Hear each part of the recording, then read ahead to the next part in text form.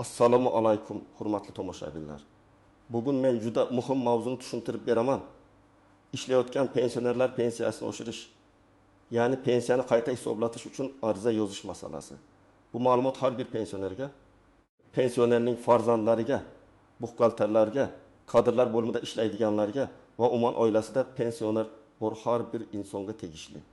Chunki ko'pchilik ishlayotgan bo'lsa ham pensiyasi avtomatik oshadi deb o'ylaydi. Lekin amalda ayrim holatlarda ariza bermasa, qo'shimcha ish staji hisobga olinmay qolishi mumkin. Shuning uchun videoni oxirigacha ko'ring. Hozirning o'zida kanalga obuna bo'ling, like bosing. Chunki bunday mavzularda xabardor bo'lmagan odam pulini yo'qotishi mumkin. Men amaliyotda juda ko'p uchrataman. Odam pensiyaga chiqqan, keyin yana ishlashda davom etgan. Masalan, ayol kishi 55 yoshda pensiyaga chiqdi, lekin maktabda, bog'chada, shifoxonada, zavodda yoki xususiy korxonada yana 2 yil, 3 yil, 5 yil ishladi. Erkak kishi 60 yoshda pensiya oldi, lekin qo'riqchi, haydovchi, ustoz, muhandis, hisobchi yoki tadbirkorlik subyektida xodim sifatida ishlashda davom etdi. Tabiiy savol tug'iladi. Mana shu pensiyadan keyingi ishlagan yillar pensiya miqdoriga ta'sir qiladimi yoki yo'qmi? Javob shuki, ha, ta'sir qilishi mumkin.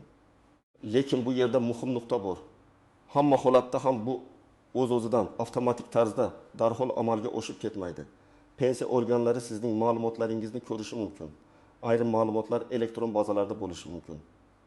Lekin amaliy hayotda ish staji, ish haqi, badallar, mehnat shartnomasi, buyruqlar, elektron mehnat daftarchasi, arxiv ma'lumotlari to'liq va xatosiz bo'lmasa, qayta hisoblash masalasi cho'ziladi yoki umuman ko'rib chiqilmay qoladi. Shuning uchun men bugun sizga aniq tushuntiraman. Kim ariza yozish kerak, qachon yozish kerak, qanday yozish kerak va qanday xatolardan ehtiyot bo'lish kerak. Oldin pensioner ishlasa, ko'pchilik uning pensiyasida katta o'zgarish bo'lmaydi deb o'ylardi. Chunki odamlar uchun pensiya bir marta tayinlanadigan, keyin faqat umumiy indeksatsiya bo'yicha oshadigan to'lovdek ko'rinardi. Ya'ni davlat pensiyalarini umumiy oshirganda hammaning pensiyasi oshadi.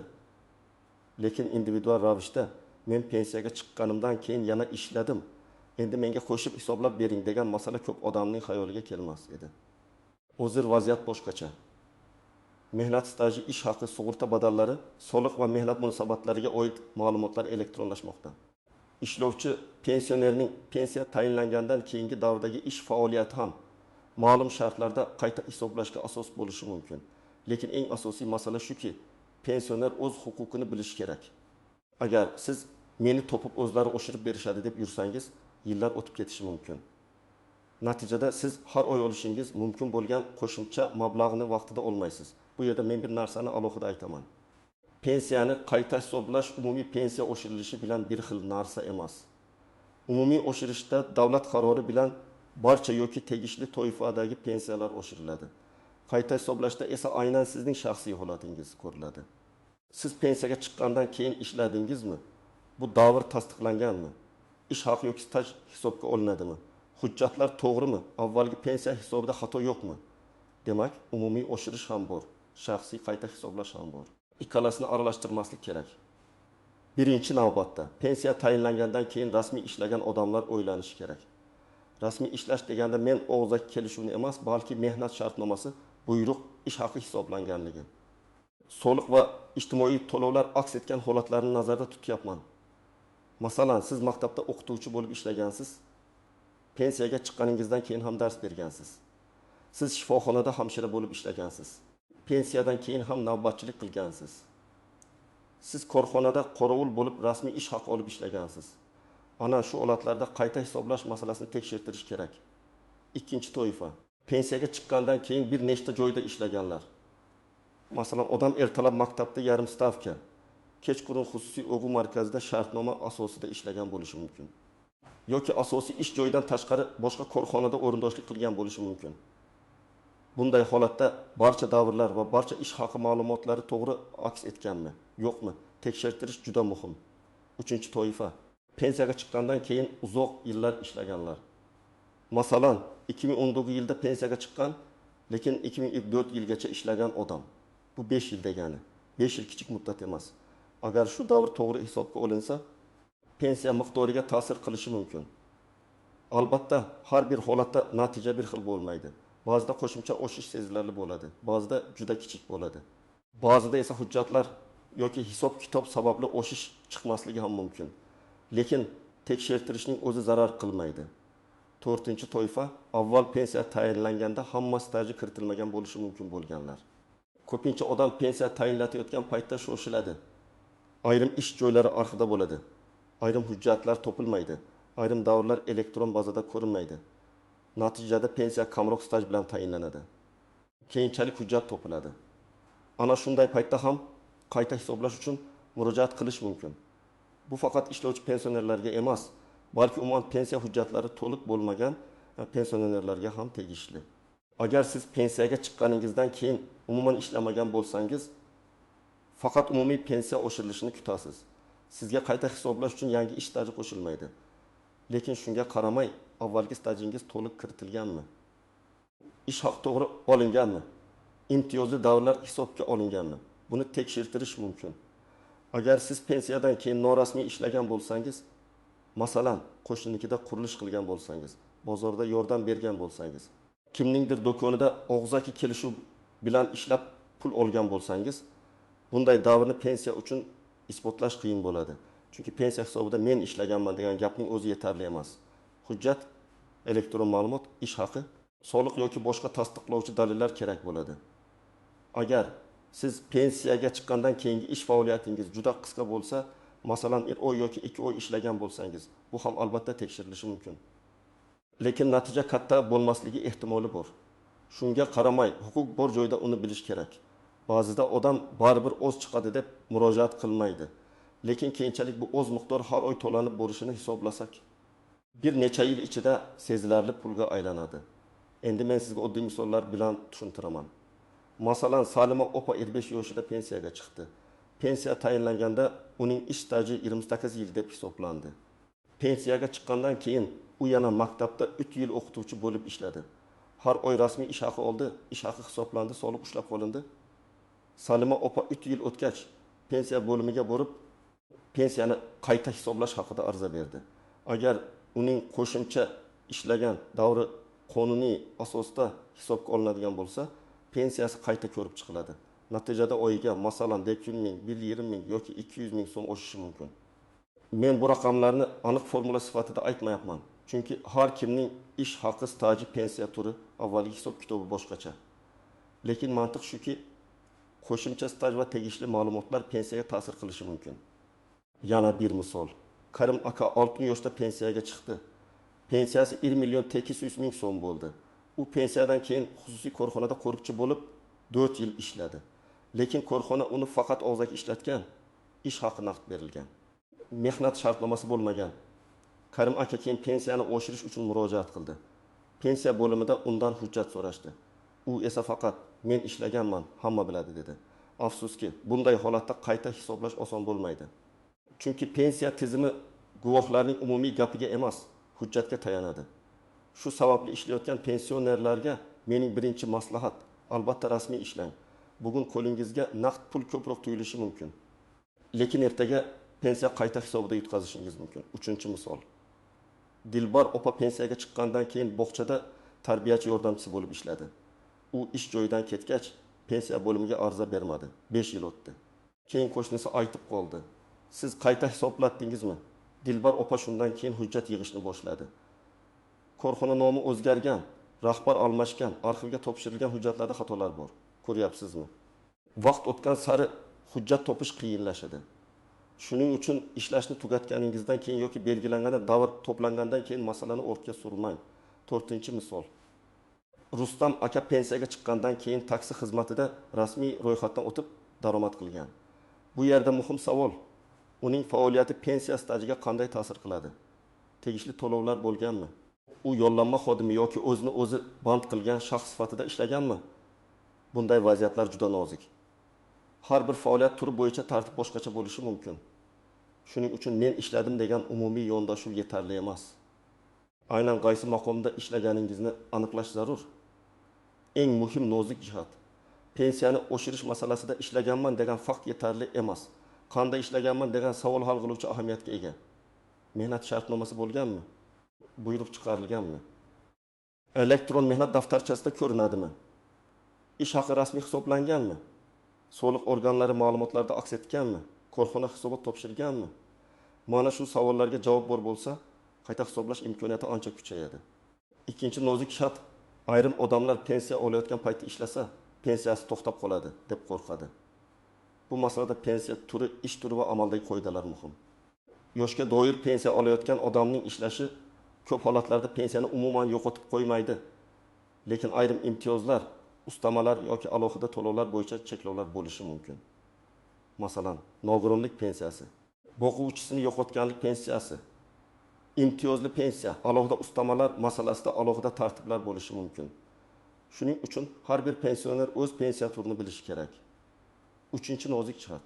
Ish haqi katta bo'lgani bilan pensiya ham avtomatik ravishda juda katta oshadi degan xulosa noto'g'ri.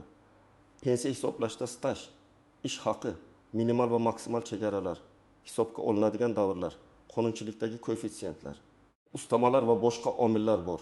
Masalan, ikki kishi bir xil o'tgan yil ishlagan bo'lishi mumkin, lekin biri yuqori ish haqi olgan, ikkinchisi past ish haqi olgan, uchinchisining avvalgi staji allaqachon yuqori bo'lgan. Natija har xil bo'ladi. To'rtinchi nozik jihat, ariza sanasi muhim. Ko'p odam men 3 yil oldin ishlagandim. Endi ariza bersam, o'sha paytdan boshlab hammasini to'lab berishadimi deb so'raydi. Bunday masalada to'lovning qaysi sanadan qayta belgilanishi amaldagi tartibga bog'liq. Odatda murojaat sanasi, hujjatlar topshirilgan sana va qayta hisoblash asoslari muhim rol o'ynaydi. Shuning uchun huquqingiz bo'lsa, kechiktirmay murojaat qiling. Kechiktirish sizga foyda bermaydi. 5-nozik jihat, hujjatdagi bitta xato ham ishni cho'zishi mumkin.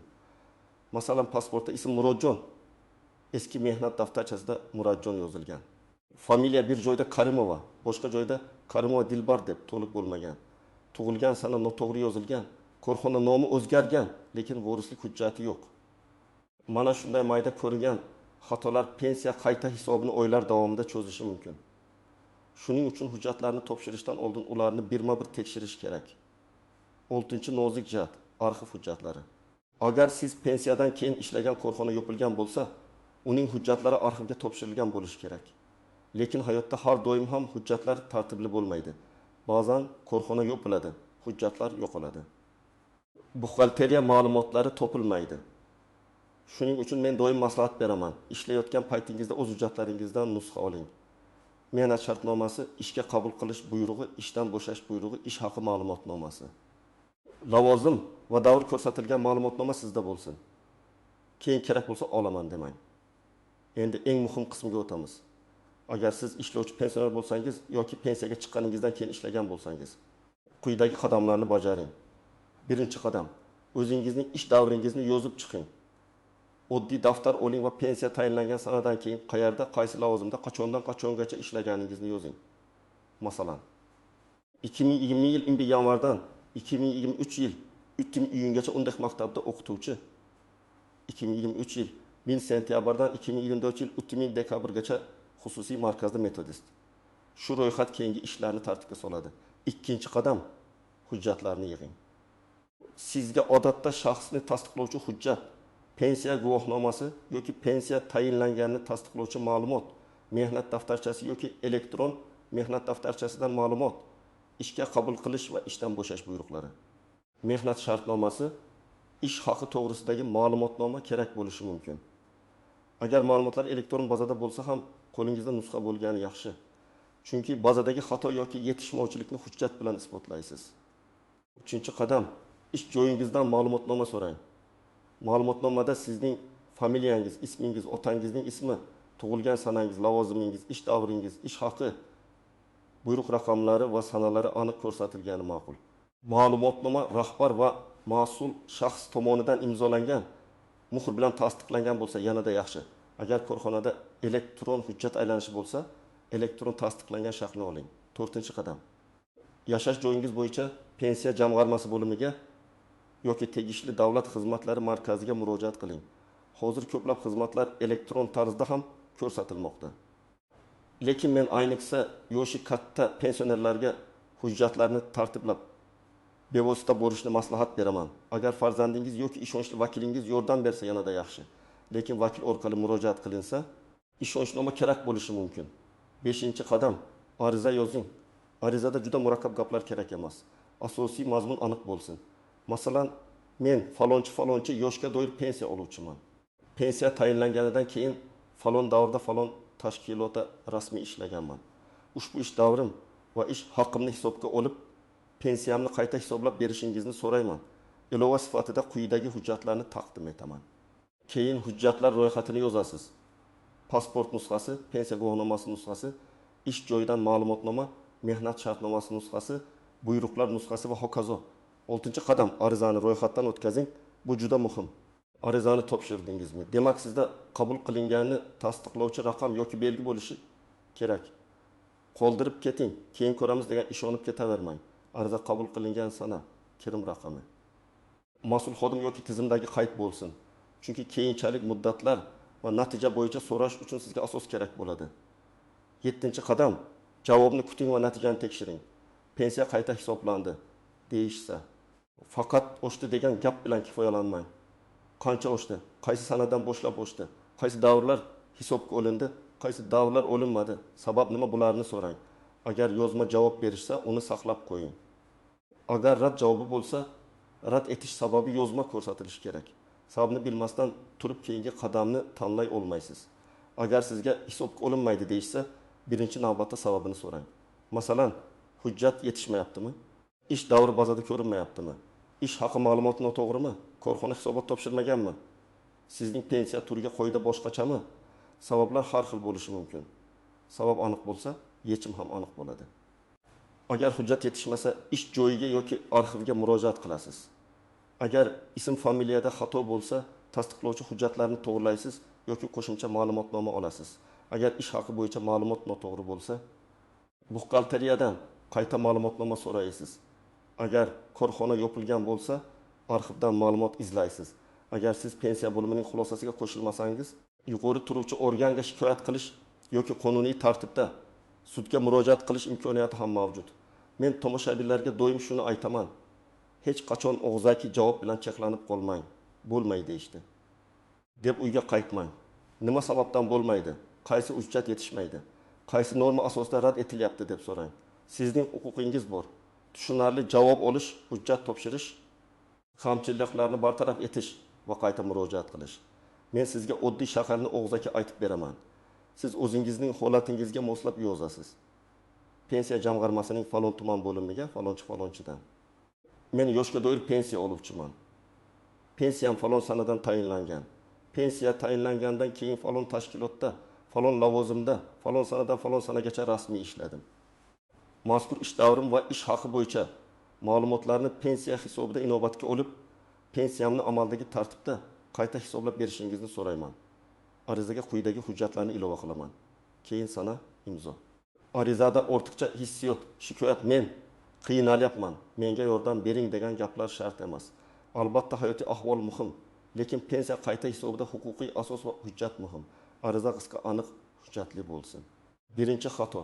Pensioner ishlaydi, lekin rasmiylashtirilmagan bo'ladi. Bu eng katta muammo. Ish beruvchi siz pensionersiz, shartnomasiz ishlayvering desa ehtiyot bo'ling. Bugun bu qulay tuyuladi, lekin ertaga pensiya hisobida sizga zarar. Ikkinchi xato, odam ish joyidan ketayotganda hujjat olmaydi. Ishdan bo'shash buyrug'i, ma'lumotnoma, ish haqi haqida ma'lumot kerak bo'lishini unutadi. Keyin yillar o'tib hujjat izlaydi. Uchinchi xato, ariza bermasdan kutib yurish. O'zlari biladi, kompyuterda ko'rinadi. Buxgalter topshirgan bo'lsa kerak degan taxminlarga suyanmang.